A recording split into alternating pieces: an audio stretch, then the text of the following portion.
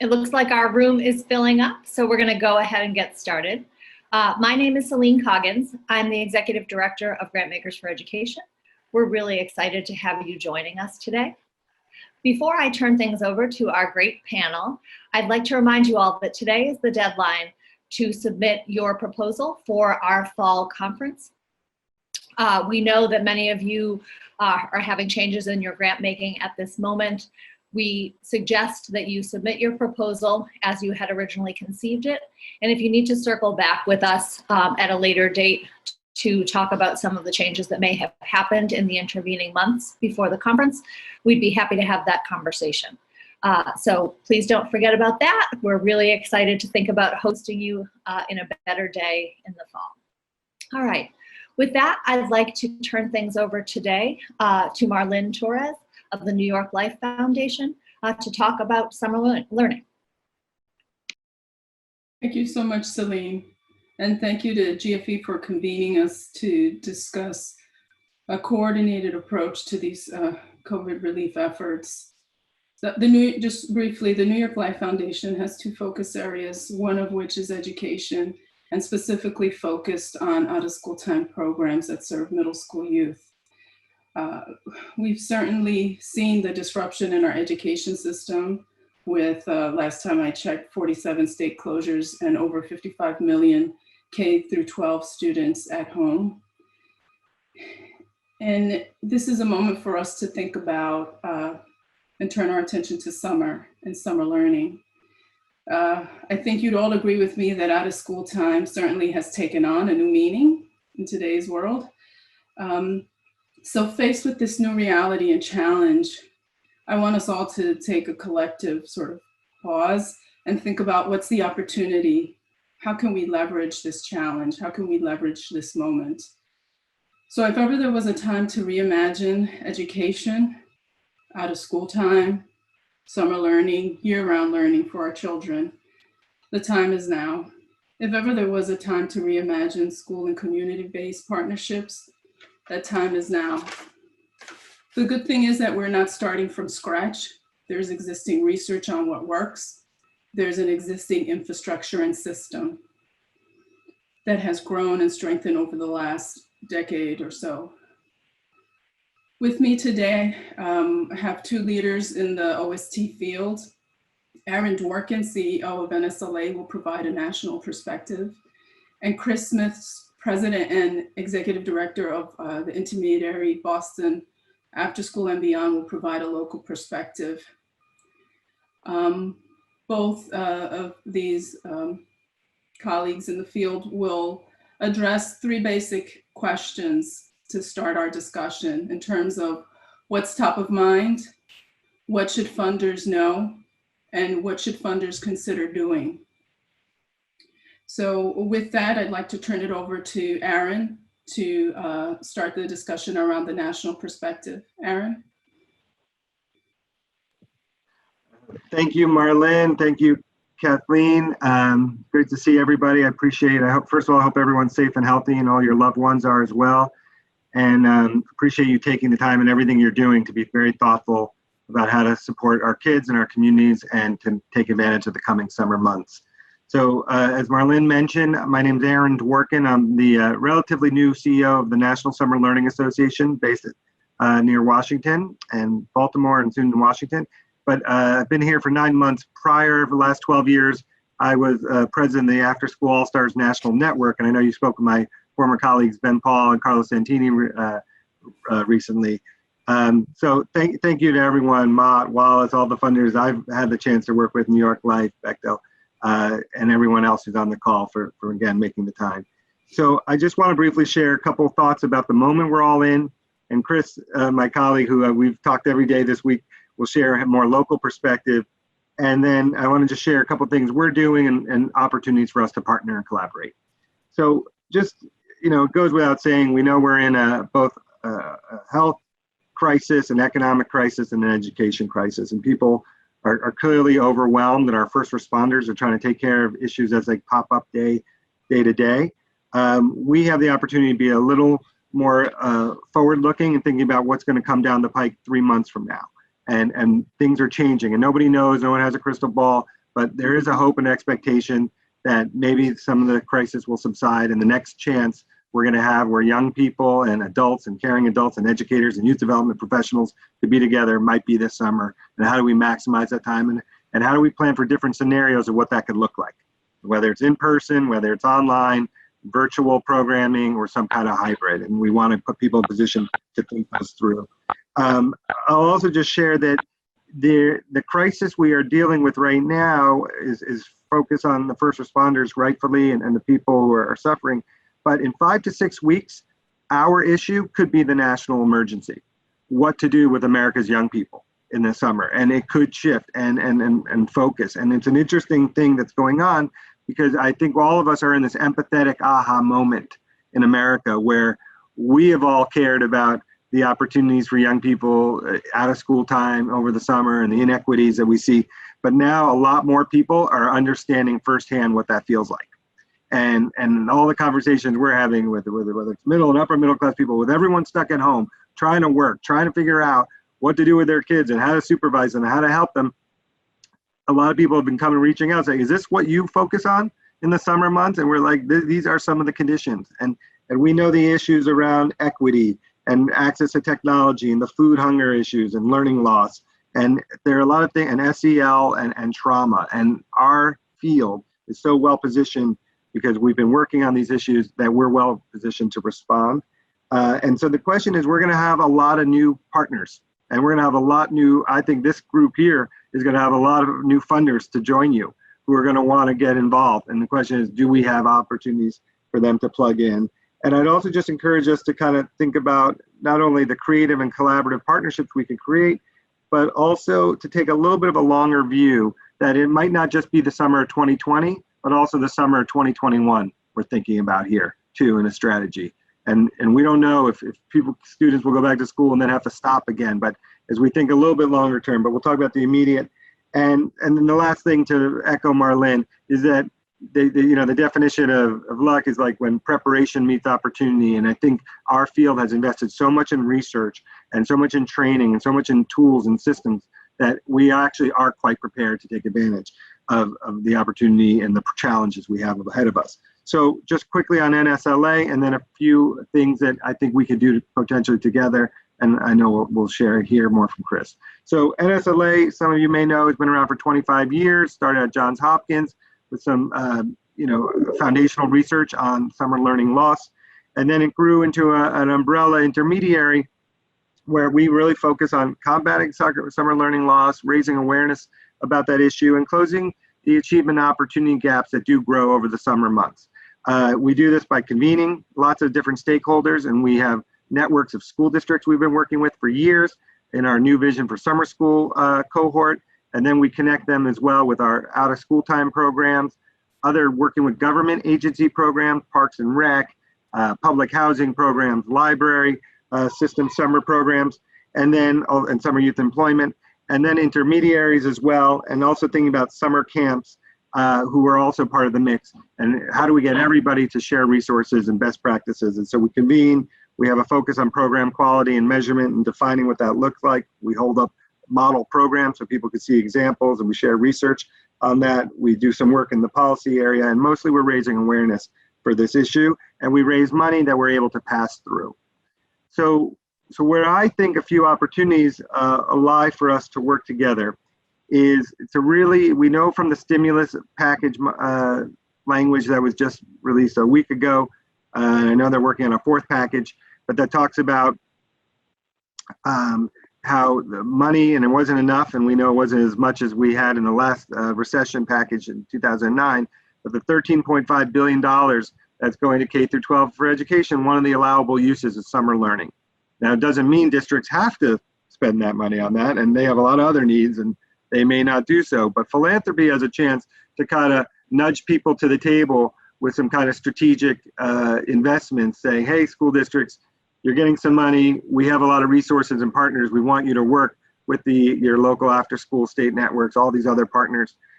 So I think there's something we could do, and the way we are proposing, suggesting to do that is by creating both national and local task forces, kind of a rapid response task forces. It's already April 3rd. If we want to get focused on on this coming summer, we have to move quickly. Luckily, we don't have to spend a lot of time studying what works.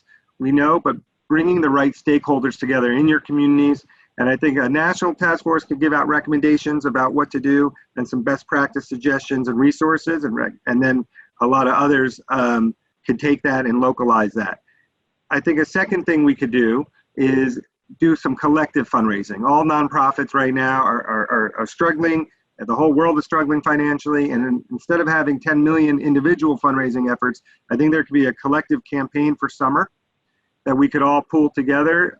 I would love to, offer our organization as one of the potential pass-through organizations that could get that money out quickly and run an application process and be supportive. But then those task forces can make recommendations and apply for what they need most in their communities that they know. So whether that's planning grants of what the summer looks like, whether it's capacity grants to help grow existing programs, whether it's actual technical assistance. So we can kind of pool our money, get it out quickly, and let these local community leader and groups of stakeholders kind of come to us with what the suggestions are that they have and the needs that they have to be responded to. And then the last piece I'll think that we could be doing together, but I think all of you can, is at a certain point there's going to be a messaging marketing challenge in some ways, and letting people know about what resources and opportunities are available this summer. And we have a lot of experience running national advertising campaigns around summer and raising awareness, especially for parent groups. I've been on a million calls with parent groups, and they are very frustrated that there are a lot of different, whether it's in different languages, parents are overwhelmed. It's hard to vet all the resources coming at them and knowing what works and what to listen to and what not to, and what's available to them. And so at a certain point, after we figure out our plan and are ready to take action, we're going to need to kind of get the message out. We have partners, all of you have partnerships, Clear Channel, iHeartRadio, Nickelodeon, groups that have already said, hey, we have inventory and we could be helpful. So we have these strategies. We have our team is a national and nimble team, but we have a network of partners and consultants that we work with also to help out, and working with all of you and some of the other partners we're going to hear about. So I think we have a lot of assets to take advantage of. I think we have experience in the areas I've outlined.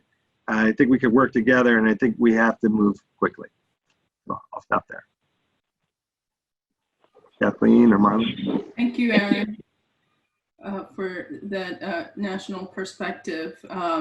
And I'll let Chris address the local perspective, and then when we circle back, perhaps you could also touch upon the new visions for summer work at the districts. But I'm going to let Chris go right now. Chris. Thanks, Marlyn, and thanks for Celine and all of you for having this discussion. It's timely. I wonder if we'd be having it if this pandemic hit in the fall, but it certainly raises the importance of summer. I'm going to take a minute just to talk about where we might have met on summer learning nationally, tell you a little bit about Boston's story on summer and what we have planned for this summer. So in the fall, you might have seen a new report from the National Academies called Shaping Summer Experiences. And while it found some good data on summer, a lot of what we realized as a commission was that summer was merely a window into the inequities that have existed for a long time in society. When parents lose access to childcare, when school is out, and kids lose access to learning, enrichment, and even food in some cases. But somehow as a society, we've tolerated that happens every year. So many of us working with NSLA and Every Hour Counts, our national network, and others have mobilized to make sure that we address those inequities year after year. Boston's been at it for about 10 years in a citywide way, reaching last year a high point of 160 programs serving just about 14,000 kids.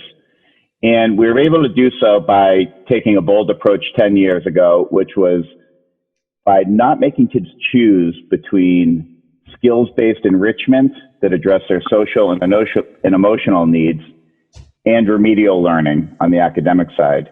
Instead, we combined them and made the entire city a classroom so that kids are engaging in really fun and cool activities that keep them coming. Everything from tennis to boating, to island exploration, to exploring college campuses and workplaces.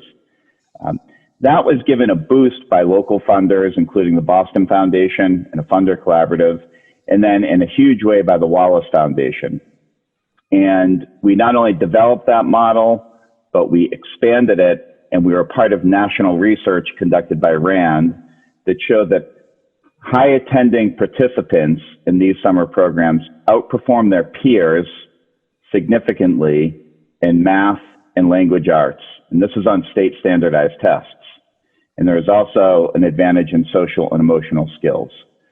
So as Aaron said, as society takes a pause and really lifts the curtain on inequities, we feel like we're well placed to be part of a solution and not only making up for lost time on learning, which is really acute in some places, but also time outside, time doing physical activity, and of course, time in social settings.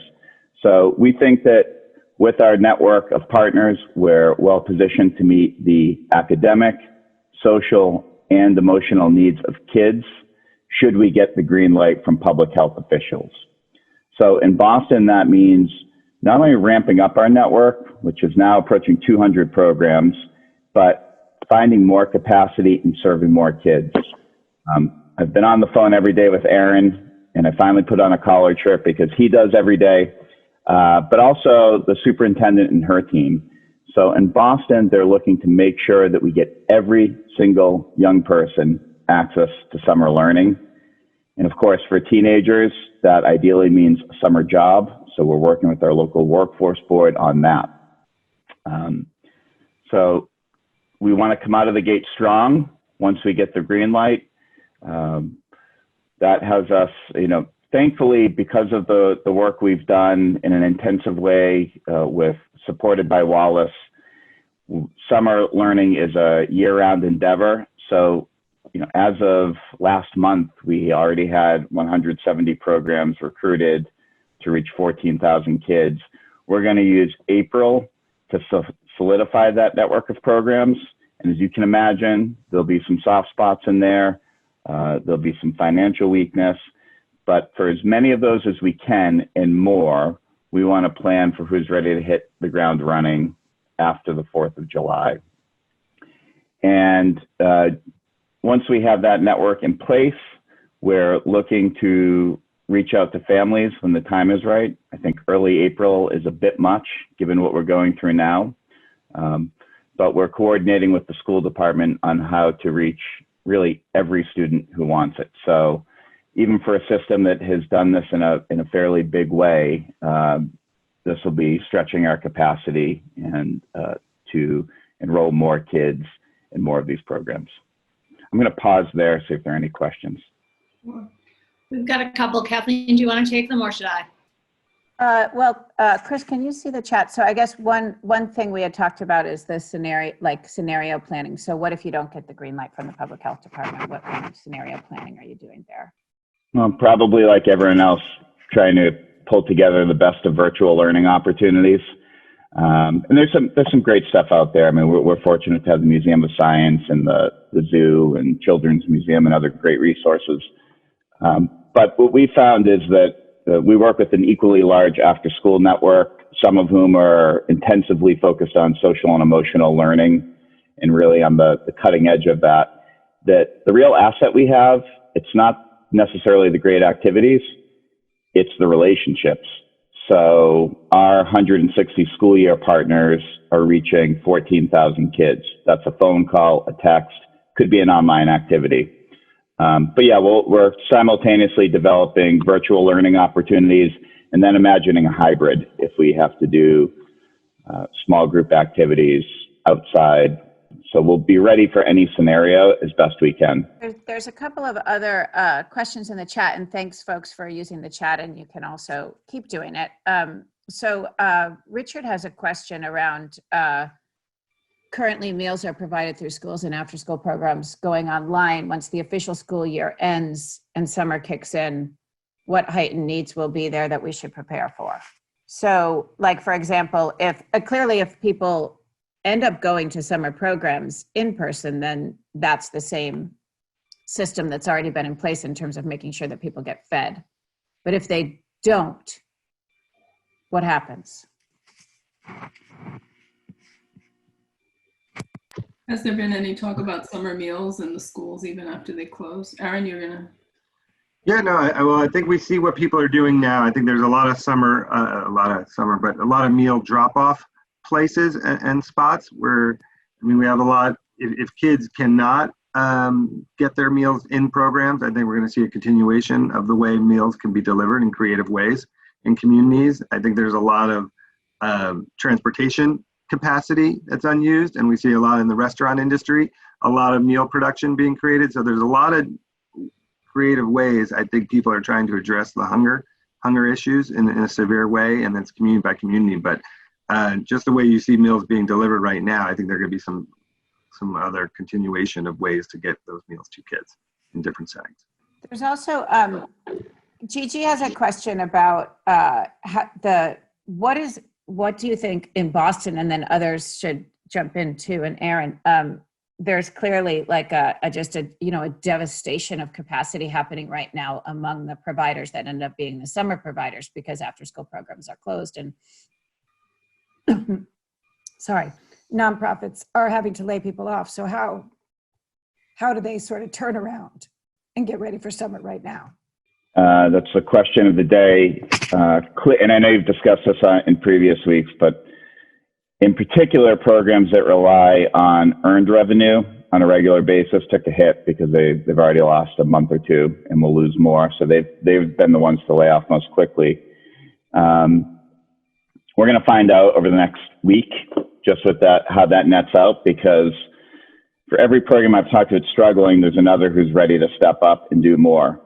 And of course, some of that is in the area of uncertainty. So they're applying for the SBA loan today, and whenever they get called out of the queue with their bank, they're raising funds. They want to play to their strengths over the summer. This is what they do, so they don't want to miss it. So it's a chicken and egg thing. I think if they learn that something's going to happen, they're more likely to keep people on board because this is what they do. Now, a couple of them have closed down and laid off already. Many are in a holding pattern. So that's why we want to get a firm, decisive answer that if we get a green light, we're going to do this. And I know it's hard to think about that, but we've concluded that whatever the probability of having in-person summer programs, we have to be ready. So whether it's a 10% chance or 50% chance, we want to be ready to go to serve kids. But the precise answer, Gigi, is we'll find out this week because we're reaching back out specifically on this issue. Thank you, Chris. And I think that's a particularly unique challenge you have in terms of how do you ramp up for summer in the midst of some folks having laid off staff, and how do you make that work? And then, how would you match some of those people that lost their jobs to perhaps some of these programs that are ramping up? That's the other part of it, I would say. If I may, Marlyn, could I just add that I agree with that, just to echo your point. I think there's a matchmaking opportunity here where there are a lot of summer programs. There are summer programs that have been getting people from overseas to help staff their programs. That's not going to happen. And we have summer youth employment opportunities that a lot of cities are running those kinds of programs. I'm not sure exactly what they're going to do. So I think there's a lot of staff capacity. And then for the programs that are currently letting people go, if there was some investments in those organizations just to keep those staff to connect with young people right now, that's super important. If there was a way to do that and say, hey, we're going to keep you on in a smaller way, but just because you have a relationship with a young person. So I think there are ways to kind of keep people involved until we do need to ramp up. And then there's some other creative pools of staffing that we can tap into. Yeah, I want to circle back to that point of social emotional learning that's so critical, and that sense of belonging, right? How to create that, especially in a virtual environment potentially. But before we go to that question or related to that, Rebecca Rebecca Goldberg has a question about how ready do you think the field is to provide virtual programming over the summer if in-person options are not possible? How can funders better ready the field for this? So this is the virtual scenario. Chris or Aaron? Go ahead, Chris. You want to go first? I'll go. I was hoping you would. We're looking into it. I mean, everyone has some version of what they're doing. If you look on our website, we've added a page called Enrichment at Home, so you can get a sense of what after-school programs are doing. There's some cool stuff that's online and live and gets kids moving. Again, I think the important thing is to find a vehicle to get these program staff who are trusted and known to kids and their families in touch with kids through whatever technology is available. And a positive though, Boston's given away over 20,000 Chromebooks. So they've been able to get technology into kids' hands, and they've been great about it. So even if there are multiple kids in the same house, they're giving everyone their own Chromebook. So I think we'll have the infrastructure in place to do it. Do you have the family routines and rituals to do it? I'm struggling with my 3 kids to get that done every day. We have a 2-parent household, so these are obviously suboptimal things. One thing I think we can all appreciate is that we need to do a better job curating resources so they're a click away, that they don't require too much registration, login, and having to sift through instructions. There's been a deluge of resources sent out meant to be helpful. So I think streamlining it, putting into a scope and sequence, we're going to work with the school department to do the best we can to stay in our lane, which is complementary enrichment and skill building on top of what they're meant to learn in school. And I'll just add, I think there are 3 pieces to the virtual, and I think we also have to be sensitive to rural communities that don't have access. It could be dead spots, and so we all know there's kind of the hardware question and technology. Do you actually have technology in students' hands, or if there's only one laptop at home and the family needs it, what are you going to do? I think then there's the question about the actual curriculum and the ability to modify in-person curriculum that people in our groups and our partners are very proud of, and how do you transfer that into an online format? And some folks are going to need a lot of help with that in addition to the plug and play. And then the third piece is about how do you deliver in an effective and engaging way?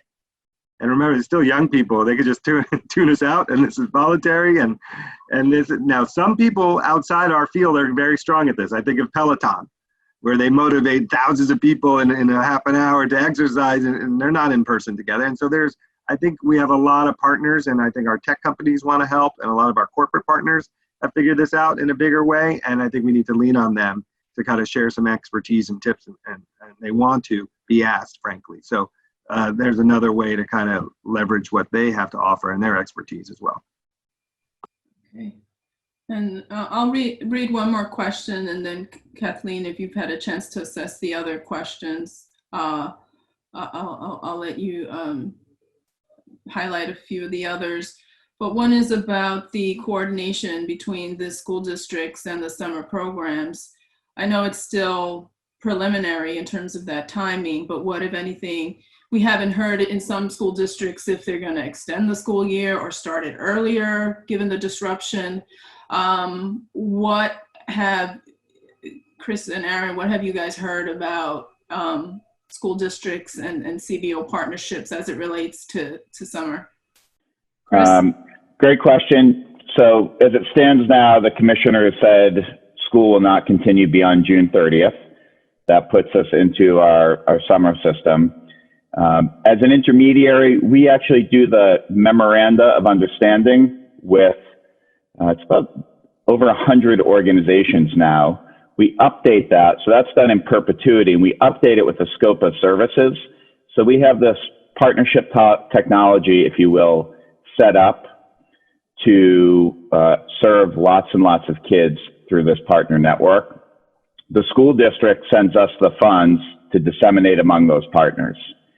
And we're obviously hoping, like everyone else, that some of the CARES Act will be spent on this, given that it's an eligible expense, but also recognizing that there'll be competing priorities.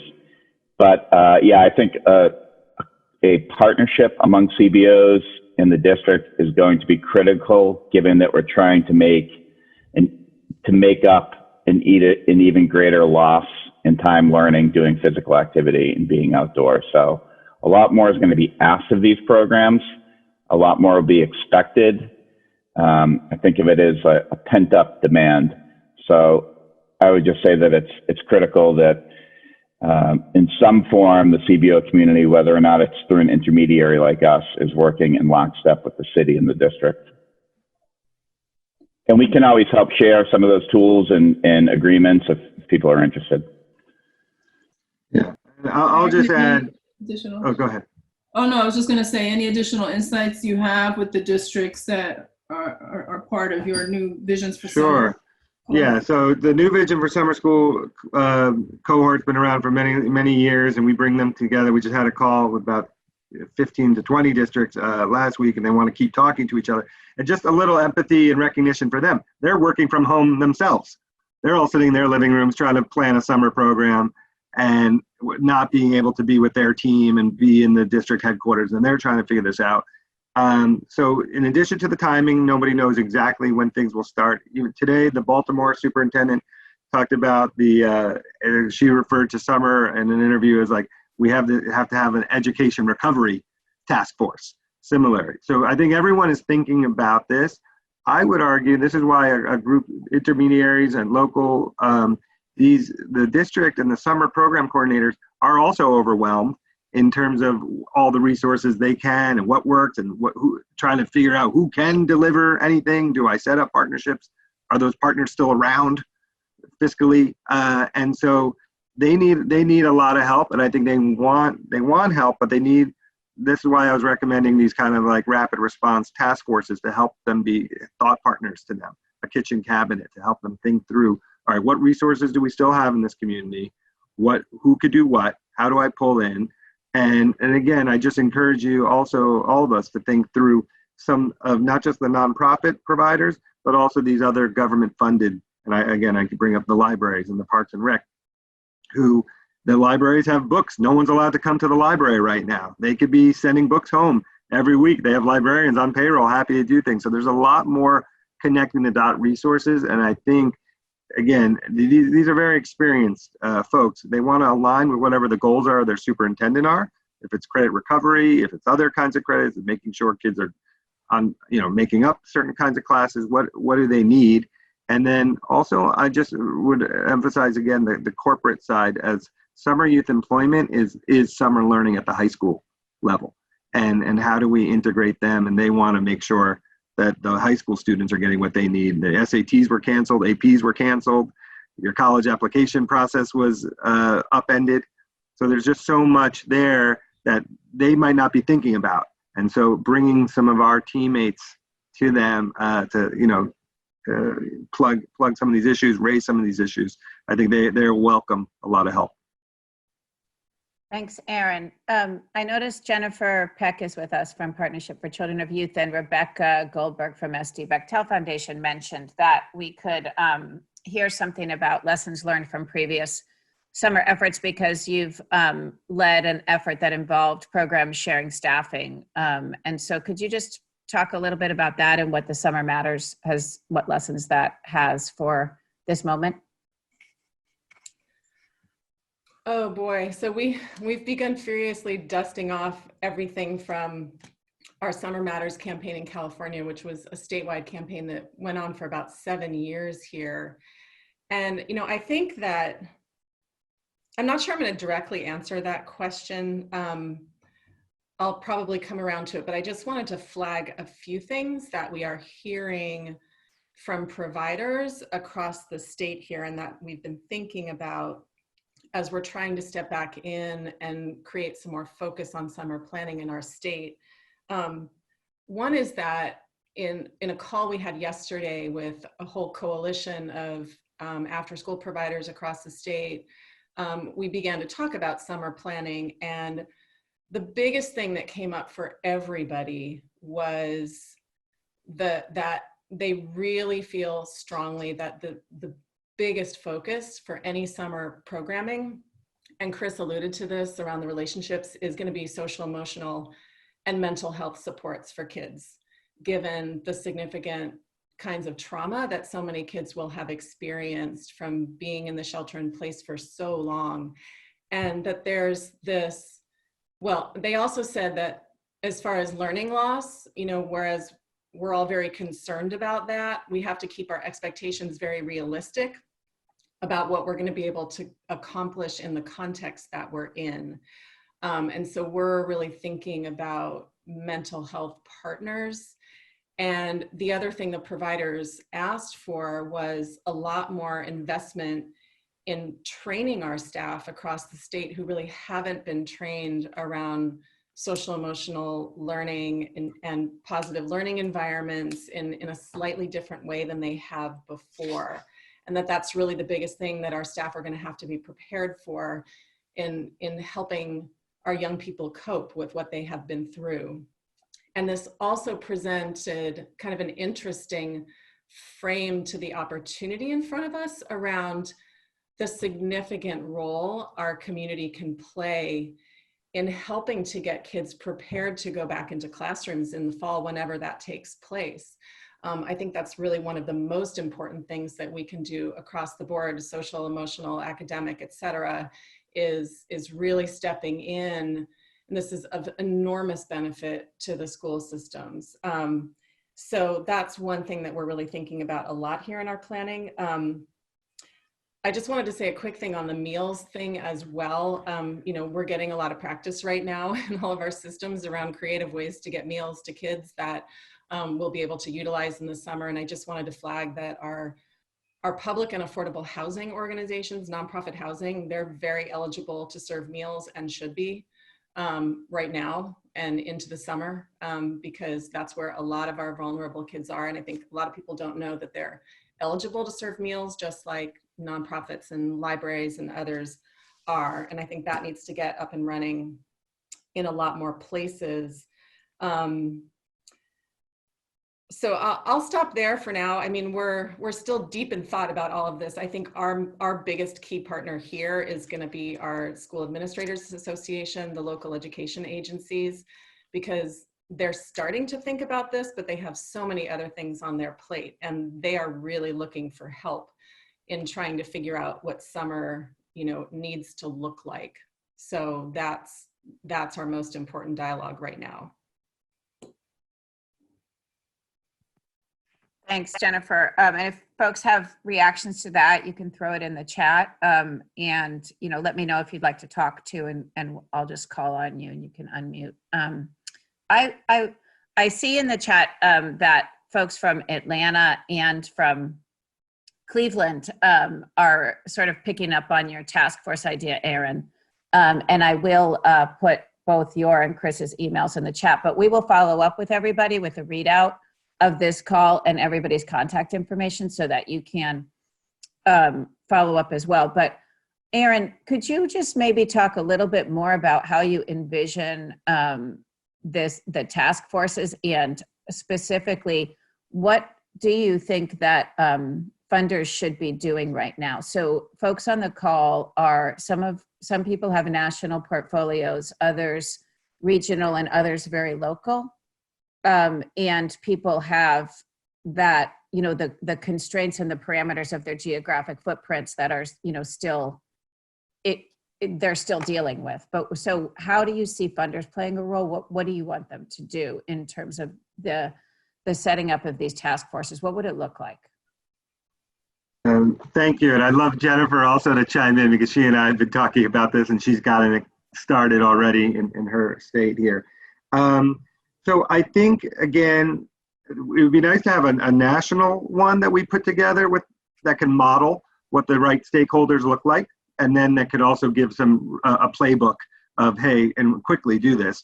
Here are some key questions you should be asking. Here are some key partners you want to be bringing to the table. Here's some scenarios that we all know, and here's some examples. This is what Chris in Boston's doing. This is what Phoenix is doing, and give people what to work with. And so a playbook would be helpful, and I think that will take some resources. I think resources will also motivate people to have these kind of cross-sector collaboration meetings and making sure voices get heard. So if I'm a funder and say, if you go to the district, say, hey, I know you're getting some money from the stimulus. I'm going to give you some money to create a emergency summer planning task force, but it needs to include these people. That is a leverage point you have to kind of make sure again. And I think the public health and the mental health people are not, and experts are not always folks that we've had in our conversations, but need to be, as Jennifer highlighted, we need to kind of think through. So I think there's a convening, a leverage point. And if we could do an example at the national level quickly, we could get some good best practice recommendations and resources, and vetting some resources. Just to Chris's point, people are so overwhelmed. So if we could say, hey, we've done a national landscape survey, here's what is popping up as the most referred, or people have experience with either these technical assistance providers or this kind of curriculum, or these, this is what's working. I think people will, at the local level, will appreciate that too. But Jennifer, do you want to add how you're thinking about it? I don't have a lot to add to that. I mean, I think going back to opportunities, I think this is a real opportunity for us to be working very collaboratively with school systems. We're also going to make sure that a task force that we're trying to put together here has all the school and summer meal representation there, in addition to mental health. And the other thing that we've been curious about is the role of cities in park and rec, which has, at least here, kind of been a black box has started in the past around partnerships around summer learning. They're an entirely different system, although I know there's some examples of where there have been collaborative efforts between park and recs and CBOs and school systems, but they are big and they are going to have some resources, and they're probably struggling right now also thinking about how summer park and rec programs are going to happen. And that is where a lot of kids are, especially in urban areas in the summertime, since it's an affordable option in a lot of places. And so that's one thing we're trying to think about as well.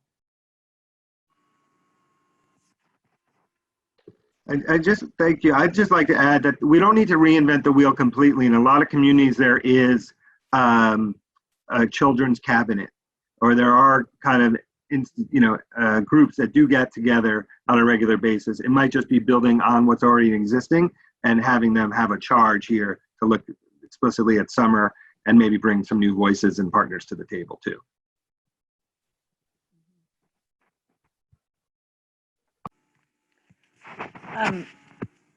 One of the things that I'd like for both of you to dig into a little bit is something that you said in the beginning, Aaron, about communications, and really one of the things that when we were talking about planning for this call yesterday came up to, which is actually, I think, not that easy to do, but in this moment of, everything falling apart, being able to see what is the way that we can leverage this opportunity where, all of a sudden all time is out of school time. Everyone's going to have summer learning loss, and every single family sees themselves now in this,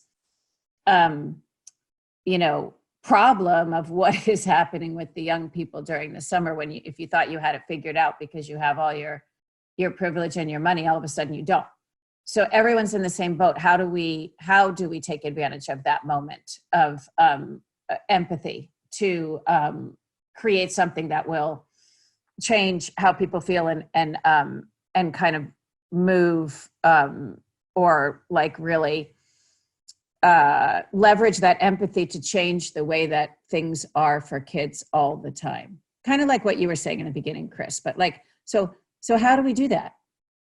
I'm curious as to anyone's ideas, and also, what do you think funders should do to help that happen?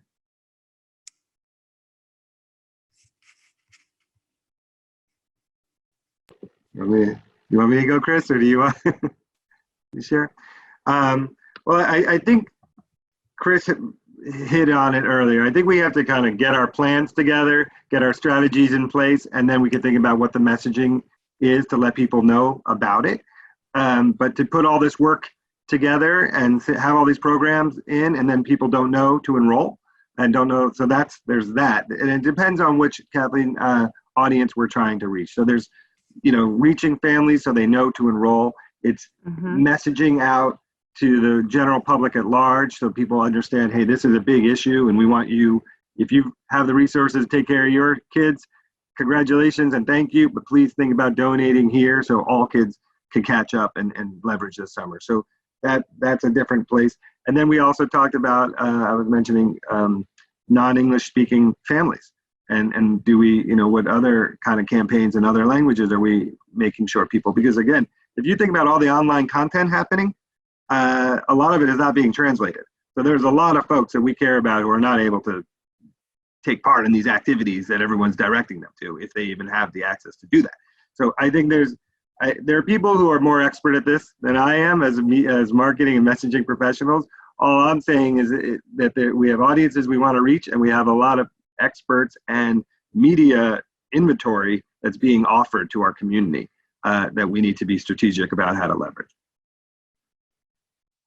And I think about two audiences, Kathleen, when I think about messaging. So the first is someone who's not necessarily familiar with summer learning as a public policy issue, and understandably so, given that we've thought to this point that public education is a great equalizer.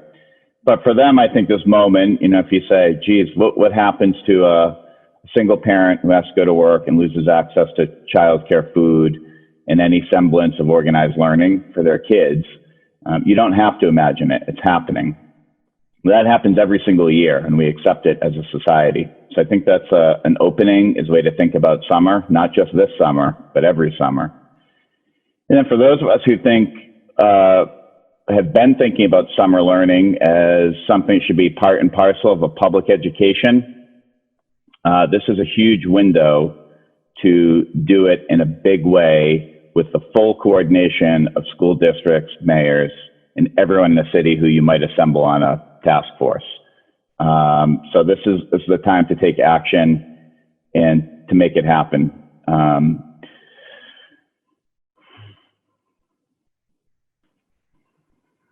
Chris, you're city-based. How are mayors and superintendents dealing with this, thinking about this? What's their level of engagement?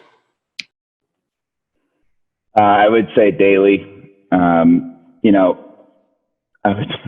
July feels like 3 years away right now because everyone's focused on, we haven't even hit the peak yet. So, I'm glad we're talking about it here. I think in the public discourse, it feels a little premature to think that far ahead. At this point, schools are coming back May 4th, possibly. So we don't want to get too far ahead of them in public, but behind the scenes, planning's daily. So we're imagining how we can make this happen for everyone in the district, knowing that we had we thought we had made progress staffing up for 5,000 kids to get this in an intensive way, and another 10,000 to get it through enrichment and CBO programs. And we're trying to imagine what it looks like to double that in a context where it may or may not happen at all.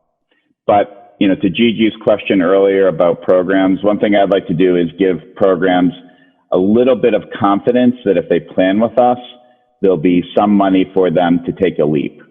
I don't think we can count on the CARES Act funding completely under the best of circumstances, but knowing that, ultimately those funds are scarce and could be used for a wide variety of things. I think we're going to look to assemble some funding to give enough programs the confidence to plan with us for both the in-person activity and a virtual one.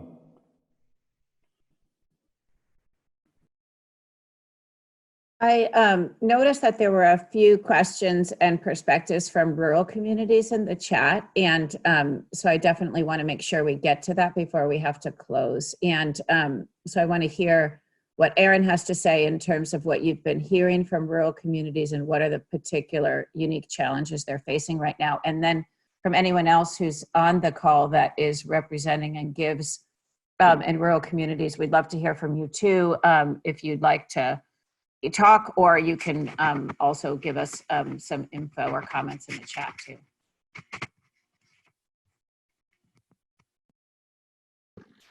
Well, no, rural communities have their own, set of issues that we need to make sure are not left out, and they have their districts. So obviously transportation is a huge challenge, and how they're spread out and where these programs take place. All of these get exacerbated. I think they do have their own unique assets. I think there are a lot of colleges close by, sometimes in rural communities, that need to be leveraged and re-engaged, and might not think about themselves as a big player in summer learning for young people necessarily, but they can be tapped.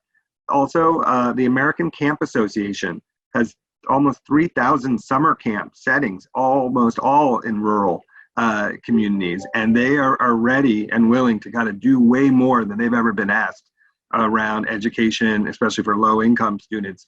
And so I think they stand ready. So I think and then we have 4-H, and there are other groups that we need to make sure are included here. Technology is still a big issue. I think the unemployment, none of this is happening in a bubble. The 6 million people filed for unemployment yesterday. If you don't have a job, and you might not be able to afford your car, there's just going to be so many implications about how hard things will be. And I think the technology will be one of the major investments that need to be made for those families if they're not able to meet in person. And we're going to have to really put a bigger emphasis on that. Thanks for that, Aaron. This is Jackie David. I'm with the Blandin Foundation in northern Minnesota. So we fund exclusively in rural communities, and our own home community is a town of about 10,000 people. For us, I think I appreciate you talking about the assets. I think for us, it's the network and the fact that we do all know each other. What's concerning for me is the fact that with the exception of 4-H, all of the after-school staff have been furloughed. And so when I think about the workforce, the after-school workforce, and how much of that is going to be able to be ramped up to provide summer learning, whatever that might look like, even if we do get a chance to be face-to-face, it's going to be a challenge to get the workforce up and running again. So I just appreciate people thinking about us out in rural, and I appreciate some of the ideas that I've gotten off of this webinar today. So thank you.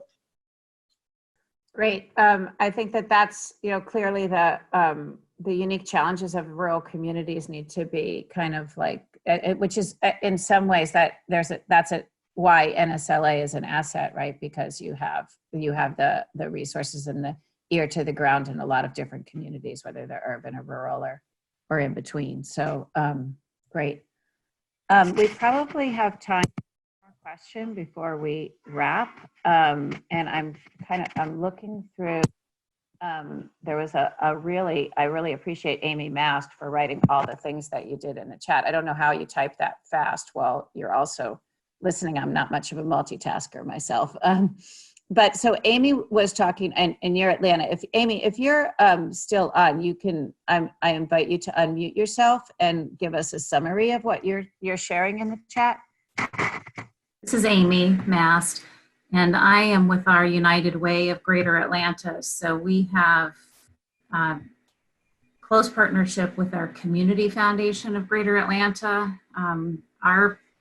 Our service area is 13 counties, the Community Foundation 23 counties in all of Greater Atlanta, including some very rural areas. So it's not just the urban, but it's also rural. And we have raised about $20 million so far, just in the past couple of weeks, in a joint COVID-19 response and recovery fund. And as I typed in, it's really just kind of Maslow survival order of operations first. So, food, housing security, shelter, emergency childcare for medical workers and first responders. Our schools have closed down for the remainder of the year. So our governor announced that yesterday. And, we're just trying to be methodical step by step about what families and parents need right now. So we're very closely connected to all of our districts in terms of education, technology, and connectivity.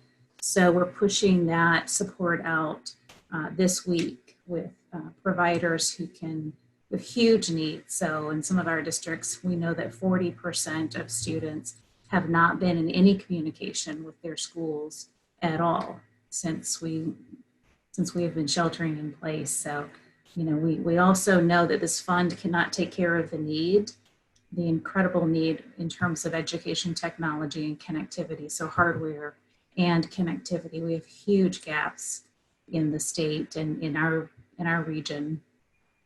So as we think toward summer, as we think toward education needs that families have, we're very aware of the connectivity gaps and issues, and have gone ahead and started weekly calls between United Way, Community Foundation, and then our Georgia After School Network partner. So that is statewide, and just really appreciate this convening and definitely want to be engaged with all of you as Atlanta is preparing for what we know will be very, very challenging times, not only for summer, but also as we gear up for whatever is to come in the fall. And we just know that we will have a huge percent of our population that will have no communication with their school at all between and whenever face-to-face school is able to reconvene. So I think we're all in this. We need to share information and learn from each other. And we're very, very happy to do that from the Atlanta perspective. Thank you. Thank you. Well, I want to take the opportunity to thank Chris and Aaron for your insights and perspectives. And before I kick it over to Kathleen, who will talk about next steps after this call. Aaron, I'm thinking about the time when you were at After School All Stars and we were in Cleveland, opening the Cleveland chapter there. And you made remarks at the reception, and I was thinking about that in terms of the 3 Ps. It wasn't Paychecks Protection Program, but the 3 Ps back then that you talked about were people, potential, and partnership. And it strikes me that that's exactly what these efforts will entail in terms of people, the workforce, and the extra training, and the recruitment, and the challenges in summer learning, and having the staff, the right staff, and trained, given all the mental health expertise that will be needed in training, potential of this opportunity and what that means. Not lose sight of that, and also the trust, and as Chris, as you mentioned, sort of take a leap. It's uncertain, and we kind of have to trust each other in this. And then the partnership, as you said, there's existing partnerships. How do you strengthen those? And then how do you bring on those that are needed now and are not at the table, particularly around marginalized and vulnerable populations? So I was struck by that. Kathleen, in terms of next steps, you want to? Sure. Well, first of all, thanks, Marlyn, for stepping up and facilitating this call, and for the group of funders who's kind of become a little kitchen table in planning these, and that group is open to anyone. Just email Hannah, that Celine just put that in the chat, hwang@edfunders.org, and we'll hook you up. But so we've got a call next Friday, and we're going to talk about action. So it's going to be a peer-to-peer strategy session, and we're going to talk about national, regional, local funders. What are you doing? What are you considering doing? And are there ways that we can create coordinated, aligned, or as I said the other day, dare I say collaborative responses? So we're going to talk about that next week. We're also going to send out a survey to you, anyone who's been on any of these calls. And I'm going to ask you if you want to keep them going, because we have just through the 10th, but we can do as many of these as people find useful. So look for a survey early next week. It's going to ask you if you want to keep going and give you some ideas of what we can talk about, and give you an opportunity to tell us what you want to talk about. And then finally, I'd say GFE has another call today at 2, which I would put in a plug for, around philanthropy, creating inclusive spaces, and a whole bunch of other things. So get on that edfunders.org website. And to the extent that you can, participate in these calls. Thank you. Thank you. Everybody. Thank you, Kathleen and Marlyn and Chris and Aaron. This has been great. Really appreciate it. Thank you. Have a great day, all. Yeah. Thank and you so much, weekends. everyone. Be safe. Appreciate it.